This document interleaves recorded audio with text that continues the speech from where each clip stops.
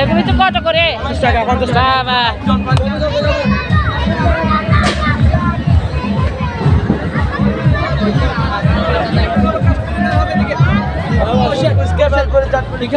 Burger কত করে? Burger 130 টাকা রাখবো। বাবা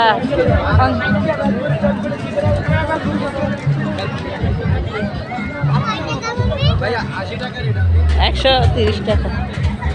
এগুলো কি ভিড় আবার? 130 টাকা সিটিং অফ করবে।